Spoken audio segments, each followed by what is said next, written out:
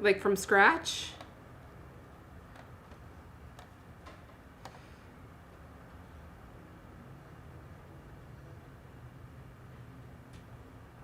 Mm-hmm.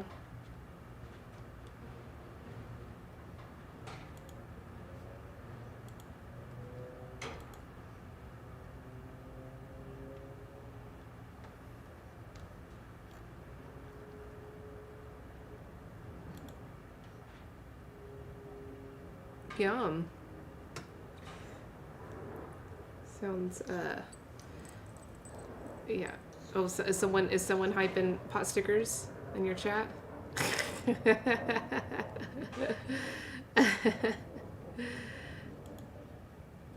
I like them. Yeah, but like which ones do you like? Like what style? So like it's like you have like the Chinese style, which are typically steamed, and then you've got like the Japanese style where they do like the gyoza. And then like the Korean style, the mandu, I believe they call them in Korea.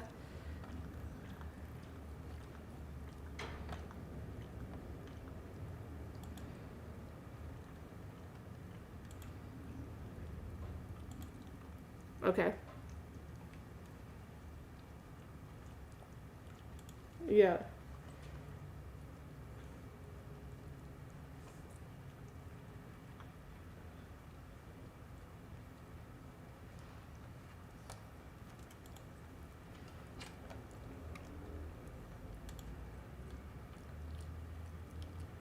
Yeah.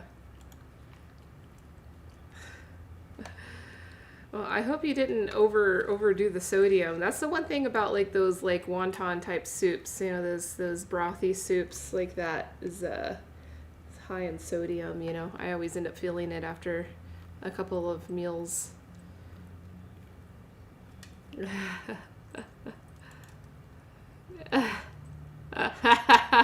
Okay. Got you.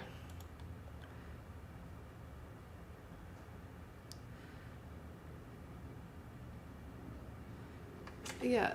Yeah, I am. I mean, let's get going. Water heats and it reheats and it reheats and we've got time.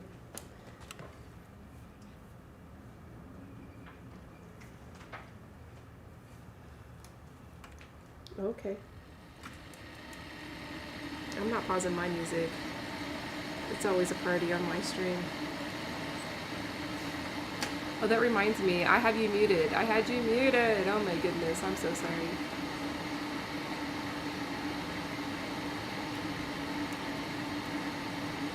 That's the cutest pit bull. This is not a pit bull. This looks like a pit bull. What a troll. What a troll.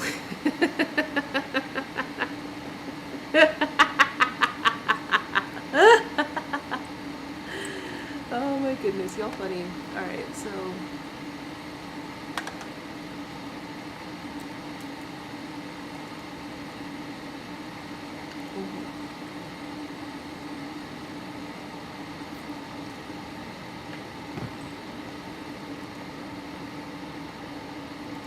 projects.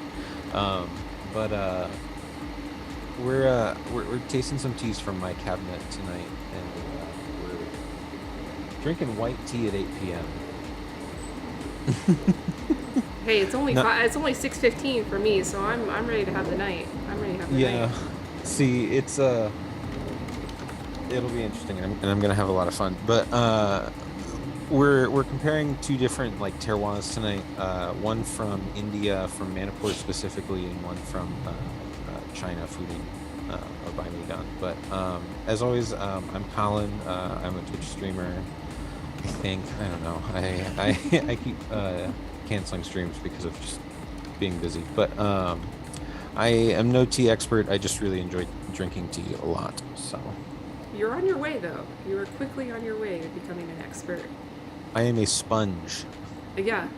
And I tell people, you know, I get people asking me all the time, which certification class should I go to, or how do I become a tea master? And it's like, Getting the experience of just drinking lots of different teas and talking about it, talking about your feelings, talking about your sensations is the only way you're really going to develop an expertise for tea. Like, you can study it all you want, but until you actually experience and understand in relation to terroir, you're going to take a long time to become an expert. And I would argue too that doing stuff like this where you do side by sides are like, if you're like concerned with, well, how is that educational? Well, like doing stuff like this is actually like really how you learn those things. And I mean, you see that with like beer, with wine, with tea, with food, everything. You just do side by sides to compare them. It's how you learn different about whatever you're consuming. But Elise, do you want to introduce yourself? Oh, yeah. My name is Elise. My name is Elise Peterson, and I have been studying tea and building a tea technology company that is a B2B marketplace between independent tea growers and tea business buyers for the past 10 years. And I've been studying tea even longer than that. I'm a food scientist, turned Peace Corps volunteer, so I'm very interested in the anthropology around tea, as well as the processing of tea. And that's Tealet. That's the channel I'm broadcasting from, is Tealet Tea, and I'm also broadcasting to Reddit under Peace Elise. That's like my personal moniker there. I think that's the first time I've heard, or if it might just be the first time I've noticed you say anthropology of tea, and I like that a lot, because that's what I'm always talking about when I tell people, like, the thing that is, tea is nice to drink, but like I like to like learn about like the culture of tea as well. That's what I think is really fascinating about tea itself. Yeah. Yeah, I think that's a good word for anthropology. So like my legacy goal for tea is to build a multi-volume story of tea told by the people of tea. It's a huge undertaking, but yeah, that one's called Tea and Its People, which just so happens to be where I'm parking my retail site right now. teanditspeople.com. Yeah, so that's where that came from. I bought that URL for the book project, but the book project is going to take forever, and I used to have a landing page there where people could express their interests in participating in this book, in this masterpiece of tea. But I've decided to park my retail site there for the time being. But I like that, because that statement, it's awkward. It's a very awkward sounding statement. Tea and its people is like, what? What did you say? It's the AA. Yeah, maybe tea and it. Yeah, maybe I should just like create like a new word of like tea and together. Tea and its people. Tea and its people. Just like do like apostrophes around it. I'm American. I can make up my own words. How English works. That is just exactly how English works.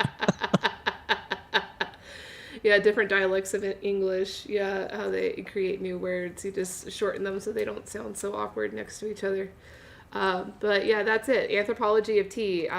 So we talk a lot about the terroir of tea, and a lot of times when people speak in the terms of terroir, they forget to talk about the people, because the people and their energetics is just as much a part of the terroir as the climate or the rainfall or the pH of the soil. Totally. So something that I always mention, and I've gotten a lot of angry responses to this opinion, but I am of the personal opinion that the processing of the leaves is something that should be considered in terroir, if not necessarily as part of the concept itself, but adjacent to, simply because as I've learned more, as I've drank more tea, specifically, I was lucky enough to have several samples of some Yulu, some Enshi Yulu, recently, which I know is one of the few teas that has like a government like protected process behind it for it to be defined as a Yulu in China, and it was just like, as an example, I mean, that's like basically just being that like the processing technique for that tea is very specific to that tea and the those people that make it and stuff. So I've argued often that the culture of the people around it who are making the tea have really influenced that as well. But Yeah, they do. Mhm. They do. And this is Bitcoin. He's acting very needy tonight, so he'll probably be coming and hanging out with us in stream. She is not happy. Another day. Wait, did she Another jump scoop on? of kibble. Did she jump on you? Oh yeah, she sits on my lap all stream. Oh, okay. I see. I see. You've got one of those lap cats. She so I positioned the camera, my overhead cam, just right so like you can just kind of check on her every now and then because she always sits on my left leg. Let me check. Oh, I see. Mhm. I see her. Yeah, cool. Cool. So tea. So I'm gonna suggest that we start with the Baimudan coin, All right, let's do it. since I know that's something that you'll be familiar with, Mm-hmm. and since it's compressed, it'll need a little bit of extra time. So I got these from One River Tea. I just ordered some Baimudan because I'd heard really good things about it and I wanted to try it. Mm-hmm. And they sent it to me. I just ordered the 2021, but they sent it to me. They sent a lot of extra to me, actually, with some from 2018 as well as 2014. And I got to, as I mentioned to you before stream, I got to host a couple of the people from One River Tea on my stream, and I asked them specifically about that. And something that they were talking about was like the Chinese saying and fooding of like 1 year tea, 3 year medicine, 7 year treasure, whatever. But like also about like this conspiracy that aging white tea is fake. But regardless, the coin itself is delicious. So Yeah. Let's try it. Or Yeah. as we like to use in the pun world, let's try it. God damn it. So I've that's also it. never made it in clay before, so I'm just dropping it in clay this time because why the hell not?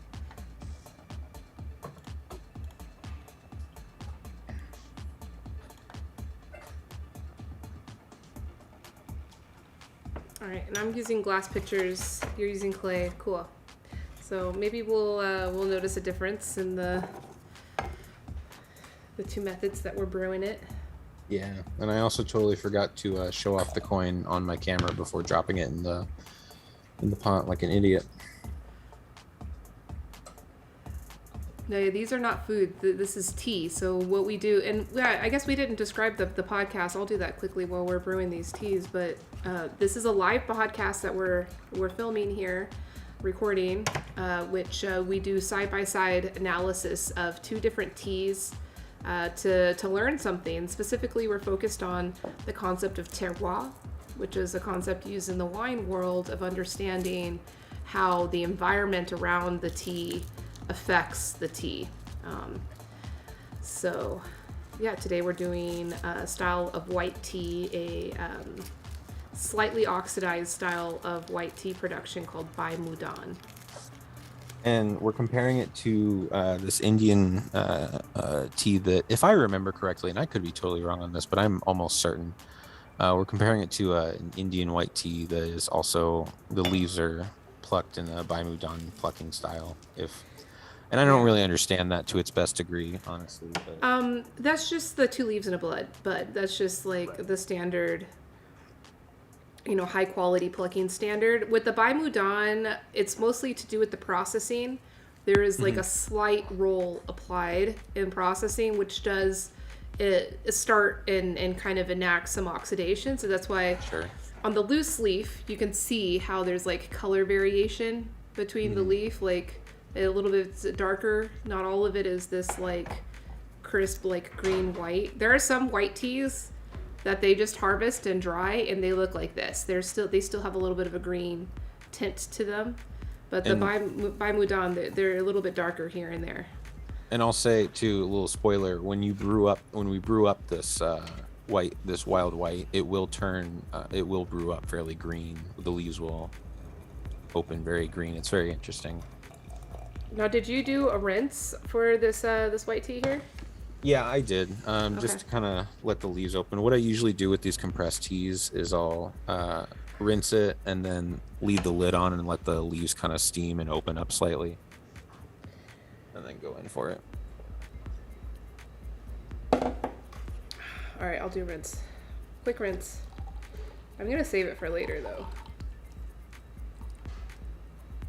I don't like a wasted tea.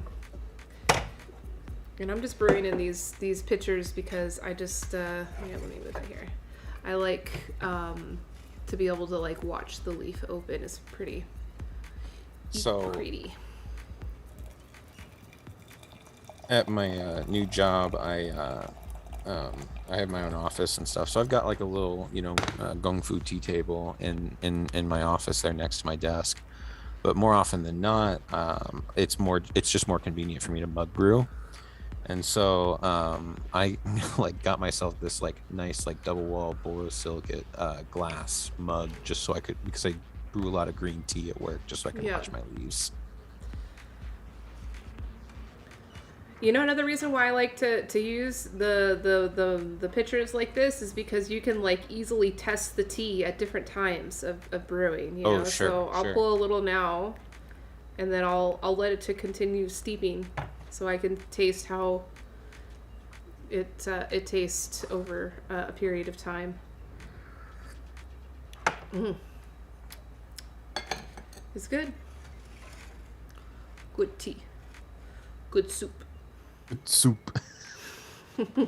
So so on like every GIF like library, the only GIF for good soup has an extra frame at the beginning.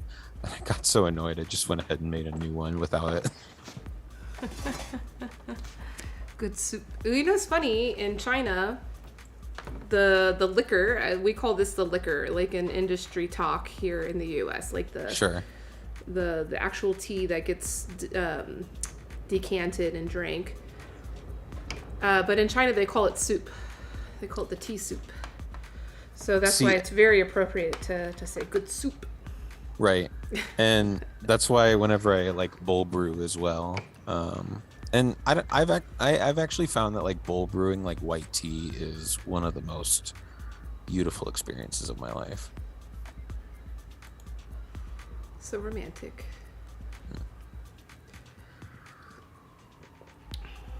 No, yeah, it's very good. It's sweet. It's got a nice, it's quite savory, the aroma. You know, it's not just flowery. A lot of times with Baimudan, because it's named after a flower, right? So.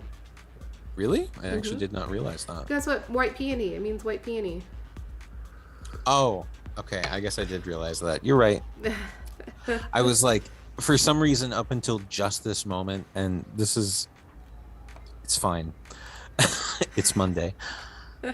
I was like in my brain, it's just called both those things. It's fine. No. So, One River Tea does post information about where they get their farms, or where they get their tea from, at least the farms. And so they do kind of have a page about that here. And I'll drop that in my chat and put that. Can I just put that in Discord to you, Elise? Yeah, please. I'll check it out. I mean, you can put it up on your screen. Yeah, that's what I was gonna do. Okay. Just so we can equipped. See what's going on here, you know. Ooh, this tea is warming me though. Ooh. Yeah, I was literally about to say, it's actually quite chilly here right now, and good for you. This is like really, it kind of like starts right in the center of my chest and kind of just expands. I gotta take my jacket off. It's getting hot in here. And it's not like temperature heat, it's energetic heat, which is interesting. And when it comes to like valuing high quality teas in China or Taiwan, that part of the evaluation is very much what they're looking for. How does it like make your body feel afterwards? So like I immediately had noticed a wave of heat go through my body. Something that I've always appreciated about this tea specifically as well is just kind of how relaxed it makes my limbs feel. Yeah. Like it almost like kind of sinks me into my chair slightly, like couch lock.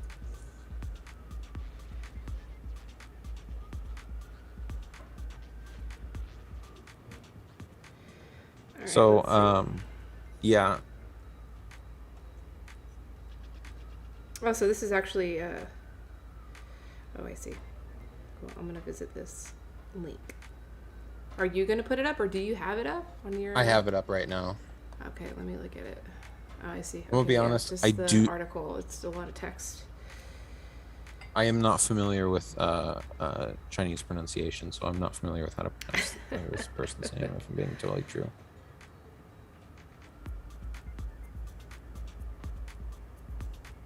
So I will ask you for your to guidance. pronounce. I don't know how to do it either. The Yuan Ming collection, fooding white tea. Oh no, in the second paragraph there. Oh, Chu. I would say that is Chu. Okay. So we met Chu, who started the Yuanming tea house in Diantao, but he sources all his tea from a couple hundred mu. He is leased out in Panxi. While Chu does not come from a tea farming family, his passion for white tea is undeniable. We have rarely met someone so passionate about making and curing the highest quality. So this is, I love them, but this is a lot of marketing. Yeah, it's a lot of marketing. Yeah. Thought it might be more than that, but that's mostly marketing, but that's okay. It's fine. I mean, that's also part of the terroir too. Like whoever is introducing the tea to you and telling that story is also, you know, a part of that chain from the soil.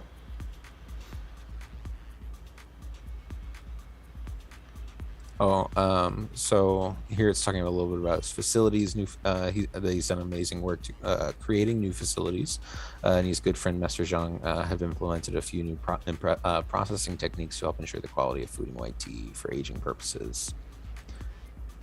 So I know that they do also source their shomei from this person, and I've actually heard a lot of good things about their shomei. But yeah, it seems interesting. They have like an oxidized one and a green one. Right. And that's something that's really interesting that I've been kind of chatting with people about a little bit lately, just because since I've gotten this like aged white tea here, because I haven't had aged tea other than this before. It just tastes like, you know, good white tea. So that whole like green versus brown shomei is an interesting argument about like marketing as well, because I feel like a lot of white tea is just marketing. A lot of tea is marketing. So well, sure, I mean everything is, but... yeah, everything is, especially like this product that is so distant to us as a cultural item. Like, you know, with products that the consumer is a lot more educated on, the general consumer, I'm not talking about niche people like us, but general consumer is educated on, it's a lot harder to like throw in that kind of fantasy story. Right. Like you can't just tell me this tea is 20 years old. I'm probably gonna say, is it? Well, I mean, Chinese teas that are 20 years old, I would recommend to anybody to be very cautious of them, because 20 years ago in China, it was a very different situation than it is now. Right? Yeah. But that's something, yeah, like I see a lot of that in tea communities, that they like attach value to the ages of these teas, and it's like, in the 1970s, I wouldn't touch anything that was being produced in China. Because, you know, while it was still under the communist regime, everything was state-owned, centralized, and as it did most of the world at that time, you know, post-World War II, there was this big chip on everybody's shoulder to follow the green revolution of the United States. You know, it's our fault. We started it. And so that's, you know, immense amounts of agricultural chemicals being used. So, you know, I'm sure there was like beautiful ancient arbor trees that were somewhere, of course, everywhere, but they weren't valued. They weren't valued as like a product of the state at that time. So everything got commodified and just kind of artificialized. And see I don't know. I I don't have anything specifically to reply to the you know, the just good. But about like the, you know, attaching value to age thing. I see a lot of that in online communities. You know, like, oh, the older the ripe puer you have, you know, like, oh, like that, you know, and especially with like the factory teas and stuff. But I feel like there's a lot of value to just like drinking and enjoying the fresh stuff too. And there's just such a range. I don't know. I feel like it's just so much easier to fake those older stuff is all I'm really getting at. It's all I'm really trying to get at. Yeah, you know what's the easiest is just like putting a fancy story that's going to make everybody feel special and slapping it on the label. Or literally putting in the title the word gushu. Or rare, or I mean, there's so many buzzwords that are used to create that marketing allure. But this tea is good. I know I'm saying what I'm saying right now, or we're saying what we're saying, but this is a good tea. It's nice. You know, it is warming. So if I was to serve this tea for somebody, I'd be mindful of that. You know. And I guess like the weather here is starting to get to that point, so but I had to take my jacket off. I got too hot. We live in very different climates, though, I feel. See, and compared to like other like I've had like Baimudan from this year, not specifically from this farm, but I've had Baimudan from this year, and there's definitely a flavor of age to this. You know, it's got that kind of more. The warmth is much more, I guess. And I'm comparing two different potentially locations entirely, but I would still say it's just, you know, you can tell when there's some age on something, and so there is definitely a value to it. But as far as the marketing goes, yeah.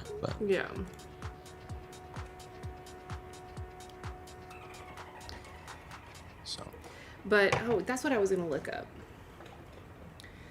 What's that? The size of the area that these trees are harvested.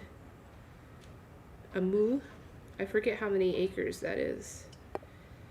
Oh, it's like not even. I don't think it's even one. Oh, okay. So, yeah, it's.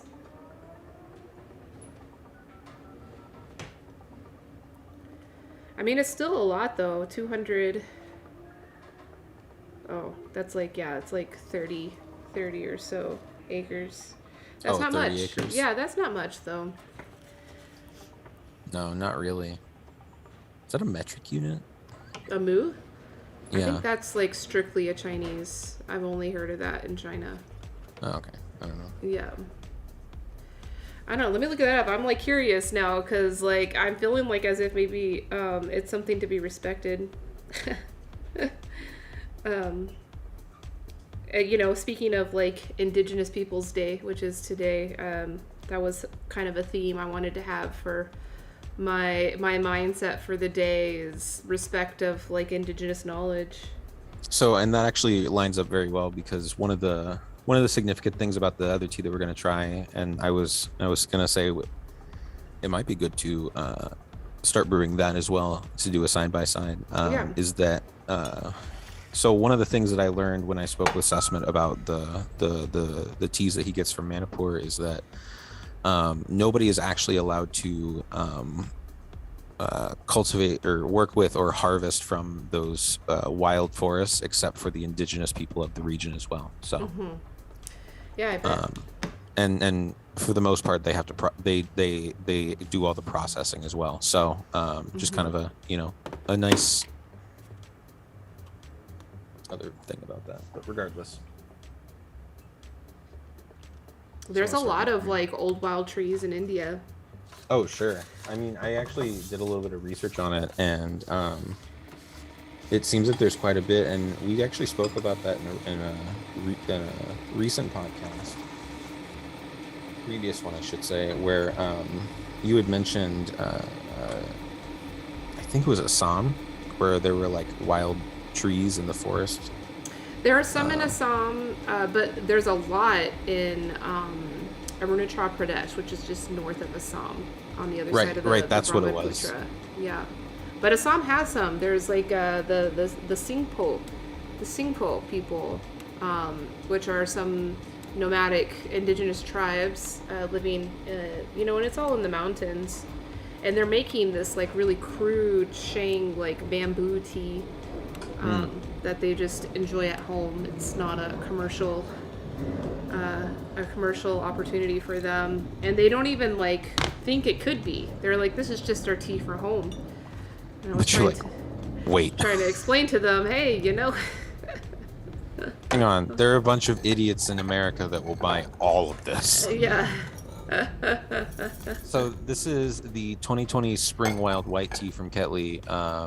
If again, like I said, if I remember correctly, this was harvested in Baimudan, Baimudan plucking standard.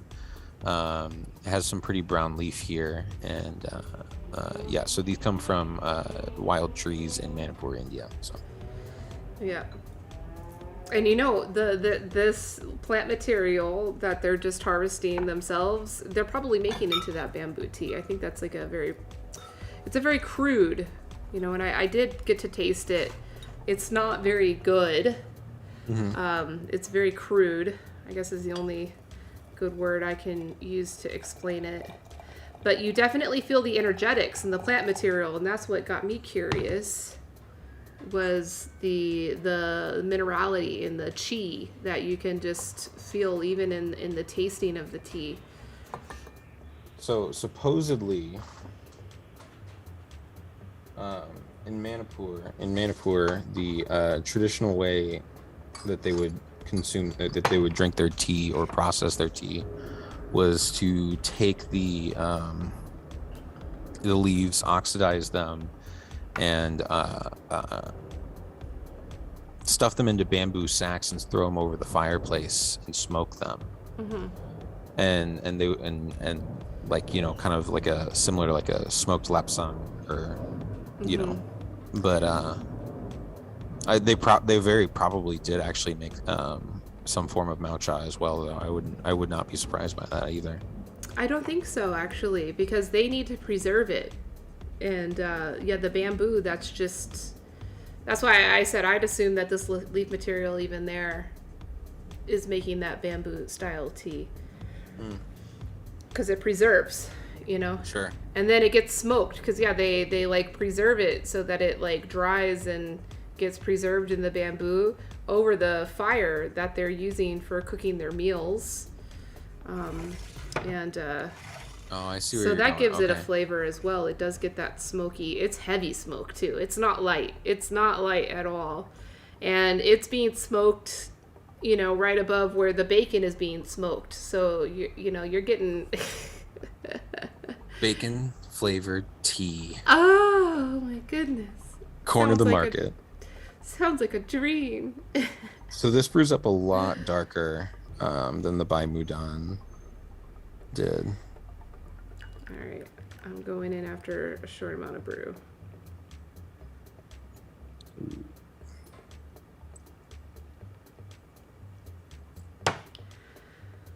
Brace myself.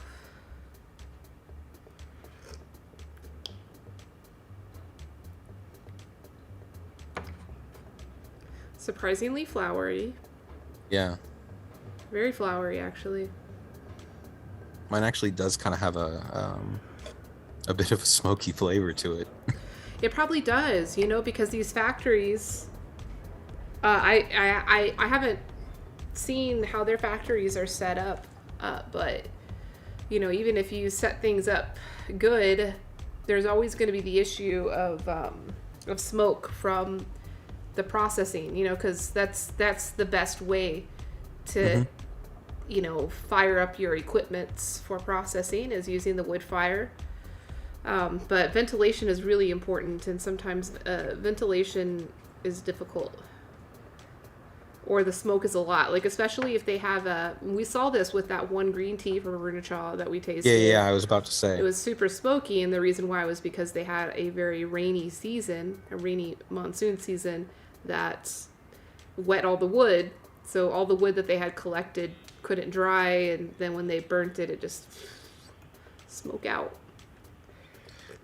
I do get some of that like spice flavor because when before we went live, I was talking about how the 2019 tastes like galangal to me.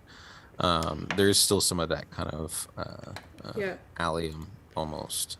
You're right. But I'm surprised with this tea, really. Yeah. See, and what I kind of like about the pairing of these two is that I feel like in terms of processing and like leaves themselves, sure, there's a lot of similarities here. I don't know what cultivars anything is. I don't really care. But I don't know. I think I've mentioned in the podcast before. I talk about like a flavor as like a circle, with like having like a base or a bottom to it, and like I feel like the bottom to these is very different. Whereas this one feels much more rooted. The other one felt light and kind of floaty. That one warmed, whereas this one energizes slightly. Yeah. Yeah, I mean the leaf material is completely different. Right, sure. Like this one you can taste the minerality and the chi in it, the energy. The other one though had the heat in it, and that also comes from chi, but it's a different kind than what you see from like shangpuer or right. Almost like the difference between like a sauna or potentially a fire, I guess. Yeah. Now I'm getting all hippy dippy. I need to get more water to heat if I want to make more tea. So right, give me half a moment here and I'm going to do that. I'll keep everybody entertained. Yeah, you're in charge. All right, I'm in charge. I'm pretty sure Colin left just to fart. Like, yeah, maybe he needed water, but he probably just needed to fart. And that's cool. Let me see. His fam is there. Sorry if y'all are offended. I'm talking about Vaka's farts.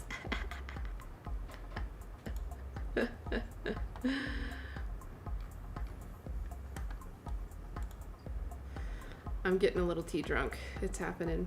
It's happening for me. Oh, you can see Colin's microphone here. It's interesting. King, are you still here? You like tea? Thanks for tuning in. This is a place to be if you like tea.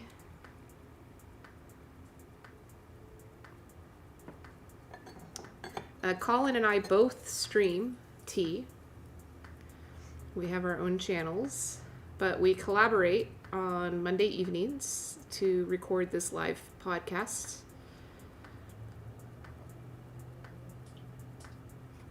He's gonna get, so he's actually editing the podcast, so he'll get to hear it after. What? Now I was just saying that like you're editing these into podcasts. Eventually.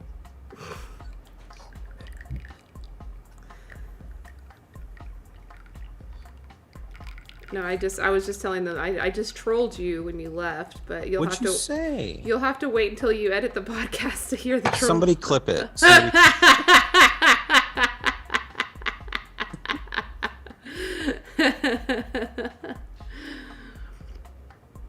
Oh, it's a good one.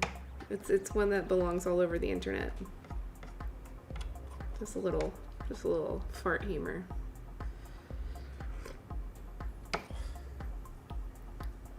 So something that I think is interesting to compare about these two teas as well is the processing, and we kind of touched on it, I guess, a little bit, but like Yeah. just the fact that I know that for the Fooding by Mudan, I know that I can infer that the processing on that was fairly traditional, right? Pretty standard processing. But from what I know about the Manipur teas, the processing is a little bit potentially less traditional. I know that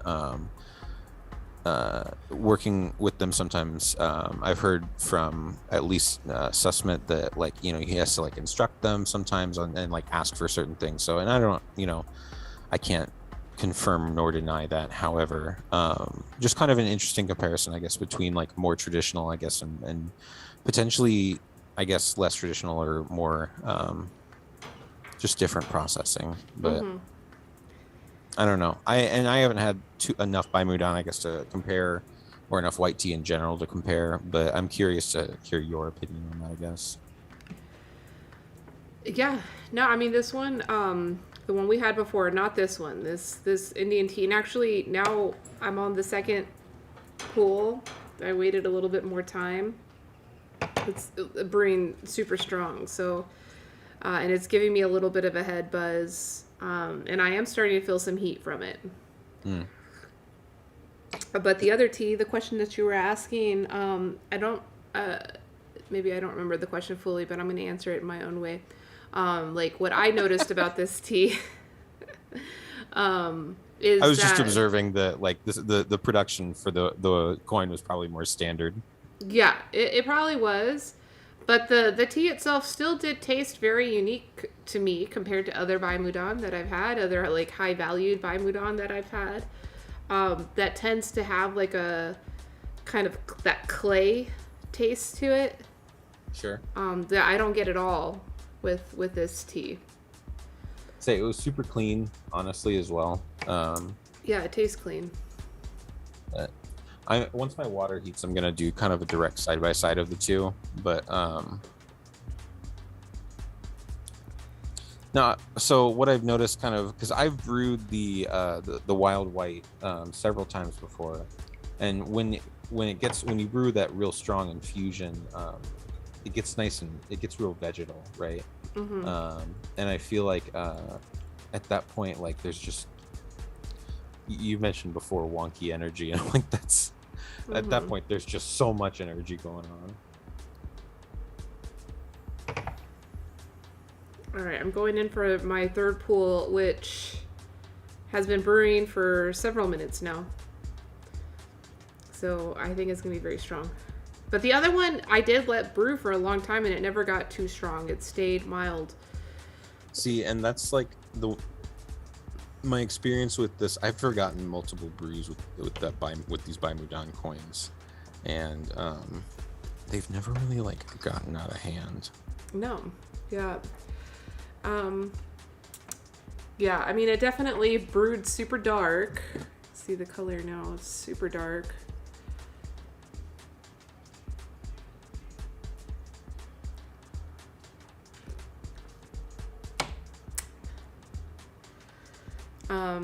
It's pretty strong, but it's not undrinkable, so that's impressive. The first cup was a lot more enjoyable than this one. So I'd recommend treating this tea gently when you're brewing it. With the wild white, yeah. Yeah.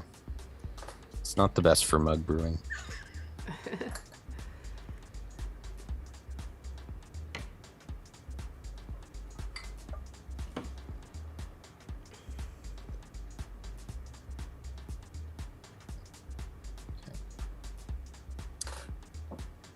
So I don't know. I'm just kind of like thinking about how, like, how we're talking about how both teas make you feel afterwards. Like how they kind of make your body feel. Yep. And what's interesting is that I feel like that there's like when we talk about terroir, about like, you know, anthropology of tea and stuff, but I feel like that's almost like connected as well in that sense, and I think we've said that before, but just the consistency of you know how different teas, even Gongmei, Baimudan, Shomei, how they make you feel, like from Fuding versus from India versus from, you know, Yunnan, however. And I feel like there's this consistency and kind of like the energy that kind of like each of the regions, each of the different locations will bring the locales, if you will. And they're clashing interestingly at the moment. But no, it's just the first tea being much more calming, much more warming, with this one being just a little bit more, I guess, forward. But I'm feeling it.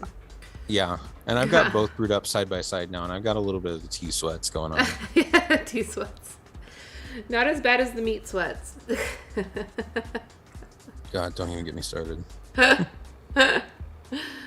Wait, are we doing Korean barbecue? Because I think that's my favorite way to get to the meat sweats. I've been meaning to make bulgogi lately. I literally have everything for it already.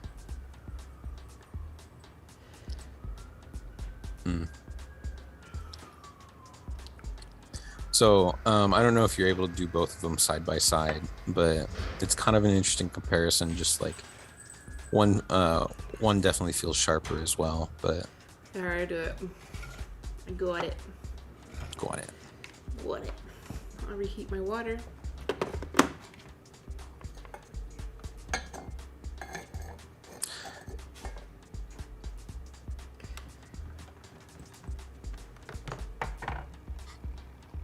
So I guess I'm curious, what kind of impressions do you have of my tea cabinet after this? Oh, you're a key. Well, I mean, I've only tried 2 of the teas, but they're Sure. good. They're interesting. They're interesting. They're good. No, I'm sure you have an impressive cabinet. I'm sure of it. I'm actually starting to run a little bit low, which is wild. And not like low. I shouldn't say I'm running low. I'm running low on the things that I drink regularly. I bet. Yeah, that's how it works. Yeah, and they're like, there's so much shit in the cabinet. I'm like, I like this tea, but I just don't want to drink it right now. Yeah, that's definitely some wild tea. I'm feeling it. All right, so I only have 1 teacup here. So what I'm going to do is I'm just going to pour out like a small amount and sip it down, and then another small amount and sip it down. I'm no MacGyver, but I'll figure this out. Have you had other teas from Manipur before? I have not. Yeah, so that's why I was really interested in trying this tea. I guess because like I know that you, at least it seems to be my impression, that you seem to have a large experience and or knowledge of Indian tea, and I'm just kind of curious to see kind of in terms of and not like, you know, trying to compare anything to anything, like farm or seller wise or whatever, just, you know, in terms of like the terroir and stuff. I'm curious to see like how you feel it compares to other, I guess, places. My questions aren't coming out great. The tea is also getting me. Yeah, especially this wild Yeah. It brews up dark and it brews up strong. Okay, yeah, maybe I'll go run another 10 miles after this. Whew. Another? Yeah, I already did one this morning.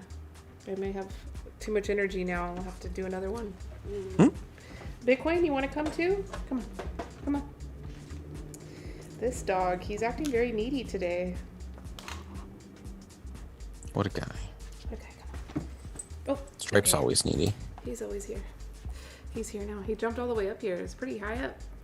He's an athletic little acrobat. Bitcoin. Okay, I'm gonna go in for my first pool. Okay.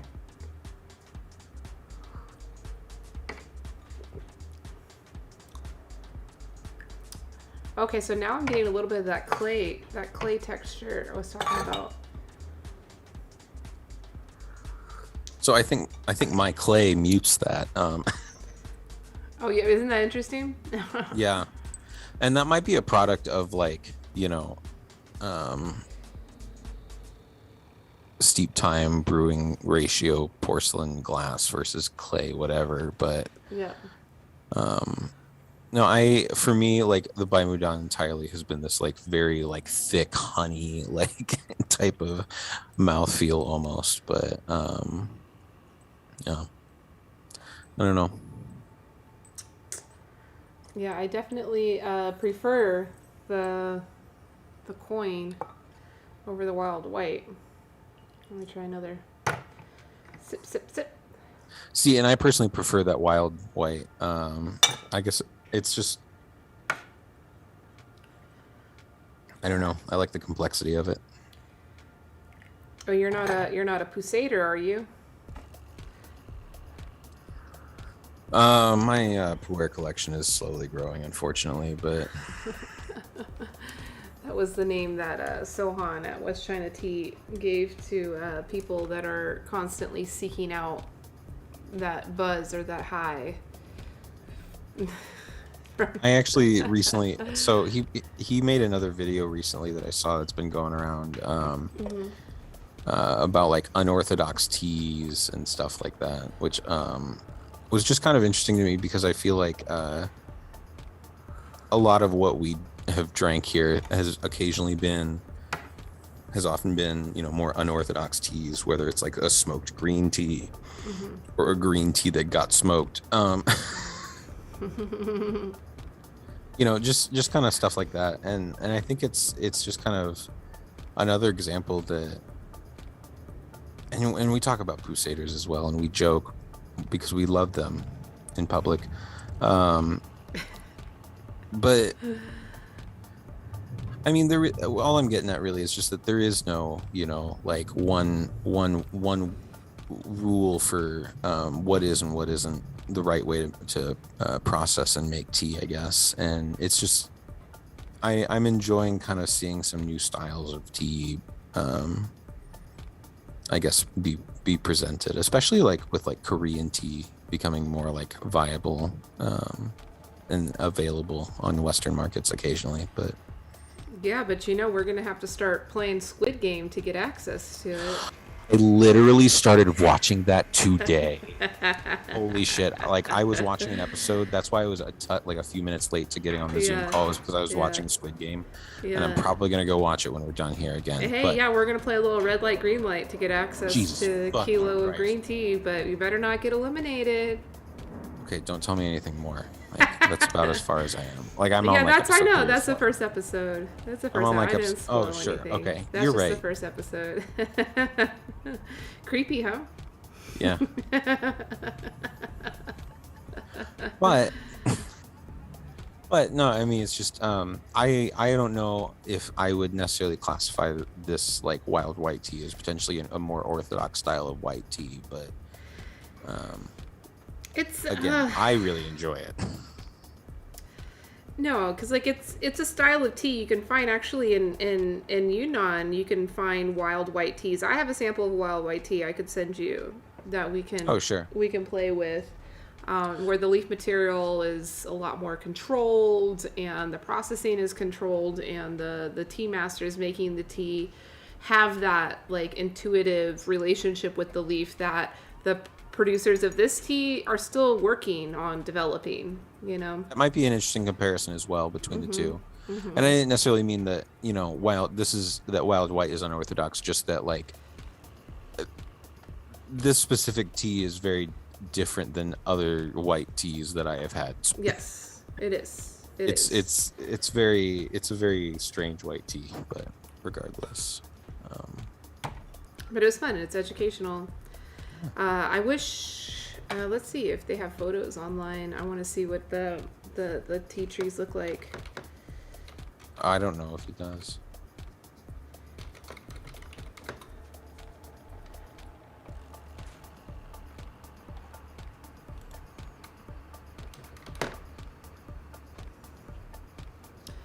They're also doing ceramics too, right? Aren't they? Yeah, I actually was using one. I'm using one right now.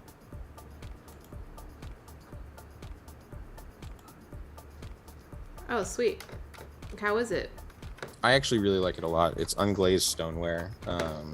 It's kind of nice because I only have one clay pot, and it has a very large muting effect, whereas the Gaiwan is kind of like a little closer to halfway between the pot and like porcelain. So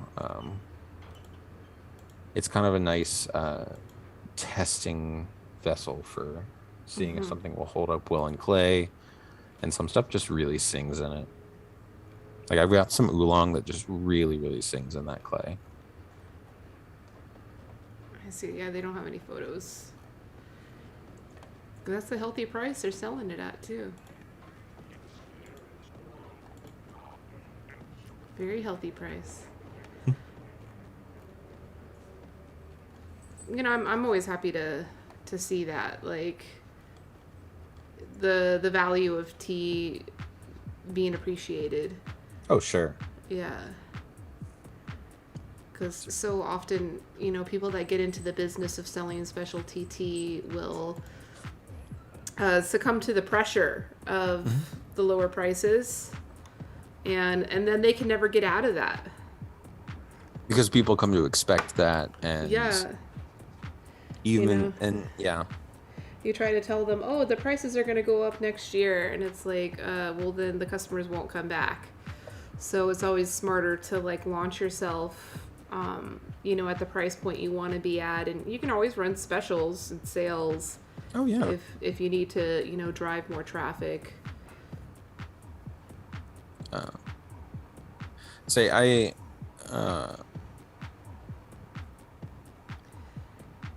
I've enjoyed the teas that I've gotten from Ketley a lot. There are a couple that I'm not so crazy about, but yeah, they have an Indian Gushu white tea cake that is like $75.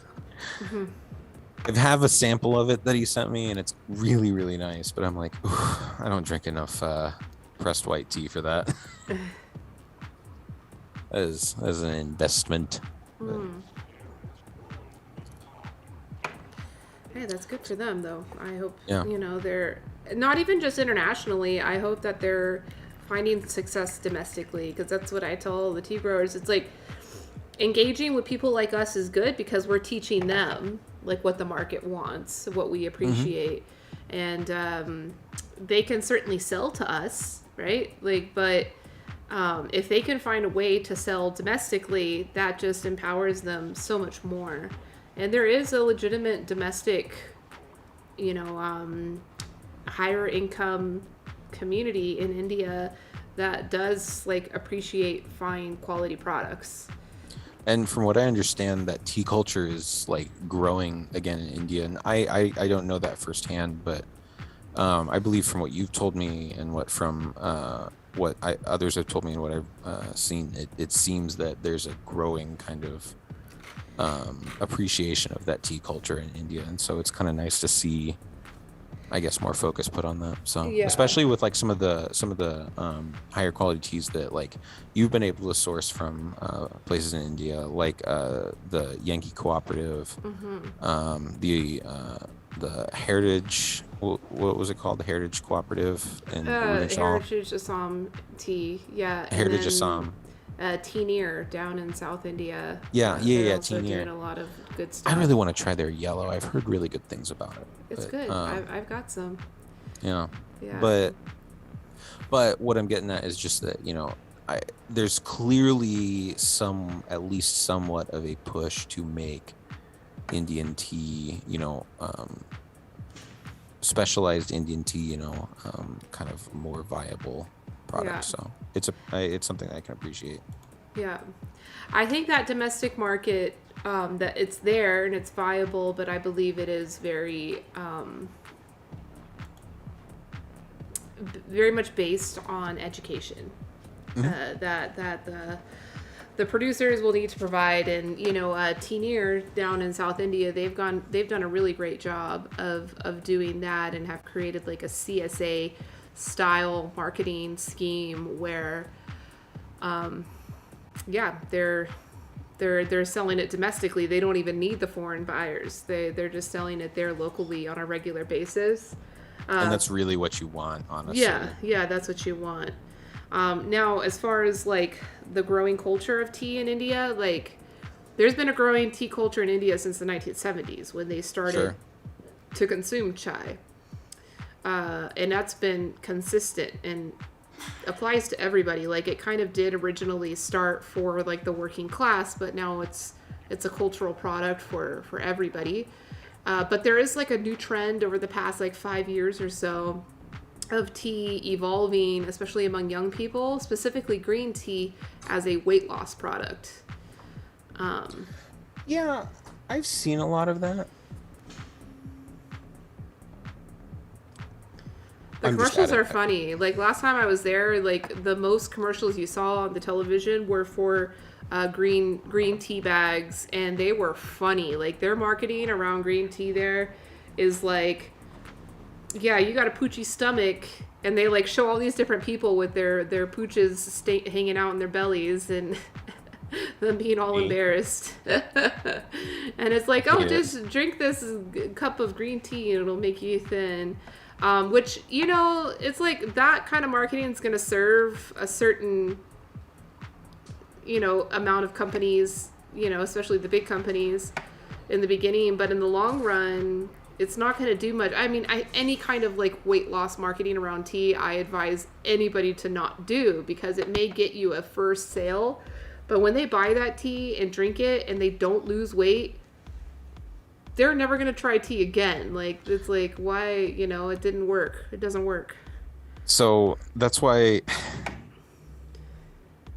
I don't know why, but for some reason I always come across what tea's going to help me improve my eyesight and shit like that. And what kills me all the time is I'm like, when somebody says tea is medicinal, they mean like it makes them feel nice, you know, and like it helped their sore throat. They don't mean that it's gonna cure you of your cold. Yeah. And it's always so strange. And I've seen a lot of advertisements in the past as well about like, or not necessarily advertisements, I guess, just like misinformation that, oh, well, tea, specifically green tea, is really good for helping you lose weight and stuff like that. And as I've come to find out, it's really, no, because I have to eat before drinking green tea. So True that. Like I can't drink green tea on an empty stomach. True that. So I don't try and sell me that, because I'm gonna like gorge myself on like a 3-egg omelet beforehand. That's not bad. That's pretty healthy. A 3-egg omelet, that's not bad. That's not really what I eat in the morning. So our friend Unsalted Coffee says that they're becoming addicted to chai tea. You know, interesting little tea tidbit about chai tea is that it's actually means tea, because chai means tea in Hindi. So probably what you're referring to is masala chai, which means mixed tea. And masala is usually a spice mix that's added to black tea. But chai alone is black tea. It is delicious, actually, and we're coming up to the season, you know, where milk chai tea or milk masala chai is a very nice treat, you know, when it's cold, and you can steep it directly in the milk. So, yeah, I've been meaning I've got a sample of masala chai that I've been meaning to make, and yeah, I've been told just to put water, milk in the pot with your tea, simmer, strain. Yep, and that's when you can add the sugar, or you can add even some fresh spices and herbs. Like that's a really good time to do that. Like cut up some fresh ginger to add in addition to the base blend that you're starting with. Add in like 8 cloves of garlic. Garlic, wow, okay. and some diced onions. Wee. A little bit of mustard powder. Wasabi too? Yeah, a little bit of wasabi, and then you'll drop your chicken thighs in and put it in the oven at 275 for about 3 hours. Excellent. Excellent. So this is a new recipe. Your granny never tried this before. Masala chai braised chicken thighs. Honestly, holy shit. That sounds good. I mean, but that's just a whole-on recipe. Do I try that? Try it. Also, here's another tip I've learned in tea recipes. The recipe that has surprised me the most and made me like the most happy, and I do it all the time now, is making a brine. A brine is like really salty marinade.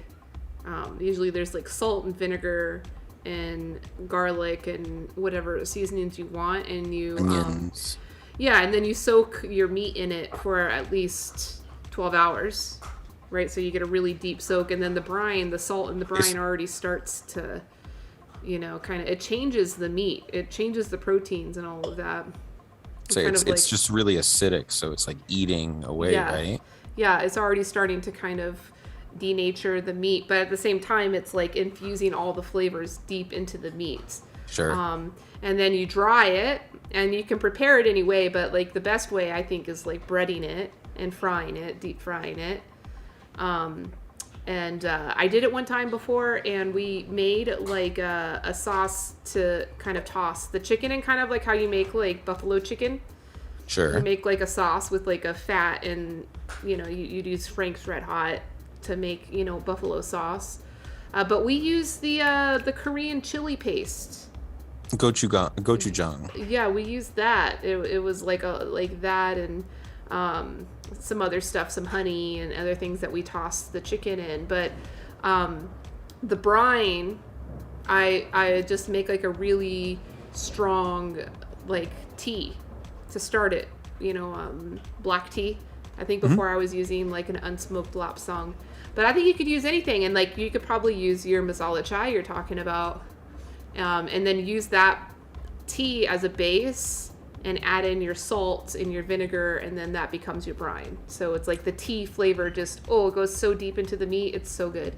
Wait. Hear me out. All right. Like a steak. Yep. But the brine, you start with a really strong chupaware. Ooh, okay. Like a nice good chupaware, so it's got that good kind of chocolate caramel kind of earthiness going on, works its way into the meat, and then you toss it in the gochujang. Oh, that would be good. Yeah, I guess you can brine steaks. I've never done that before. I mean, I've only done this you can brine anything. with chicken.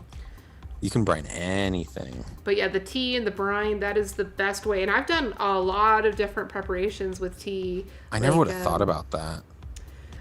Smoking the tea in the barbecue. Like you can make like a little tray in foil and put tea and rice. For some reason, I think you got to put rice in there with it, and you just put that with a bunch of holes poked into it on top of the coals.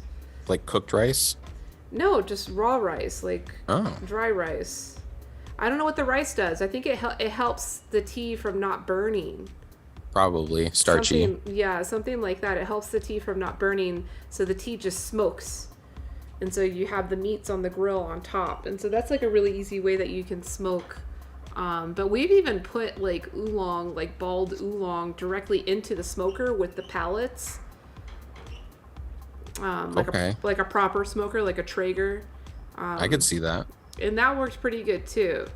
But no, the brine, by far the brine, like, got the tea flavor deep into the meat. Like it tasted so good. Well, Elise, I need to stop drinking tea. You're getting hungry, and I need to stop drinking tea before I'm up all night. So this was a good episode. I liked this. Yep. So I'll just ask this while we're still recording. Do you have like any Chinese sheng around? Right now in this moment, you want to drink more tea? No. Okay. Just like in general, in your style. Yeah. Yep. Say, would you like to do one where we also compare the Ketley sheng to a Chinese sheng? Sure, let's do it. Yeah, let's do that next week. Right? Next week?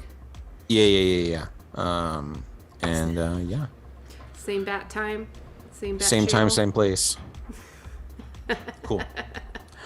I will see you then. Thank you so much for being here. Thanks so much for joining. Thank you. Peace out. Have a lovely night. Boy, boy.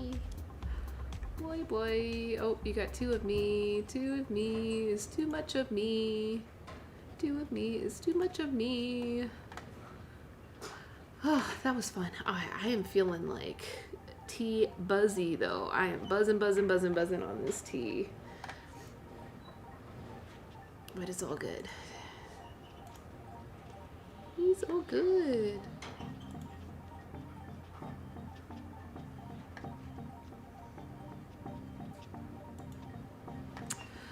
All right, y'all. I think I'm gonna tune out myself. I'm gonna go finish my my work for the day, and I'll be back tomorrow night with some gaming. I usually play blockchain games on Tuesday nights. If y'all enjoyed this stream and want to learn more about tea, please feel free to give me a follow. I'm here often. The podcast that we recorded today is a special event. We do this on Monday evenings. If you enjoyed that, please come back. Wednesday, we are recording another live conversation that's very interesting. We talk with AI experts about Black Mirror type of stuff. It's pretty cool. So that's Wednesdays at 9 p.m. Pacific. Until then, I will see y'all. I hope you have a beautiful evening and a productive week, and I appreciate and love you all. Have a good night. Bye-bye. Bye.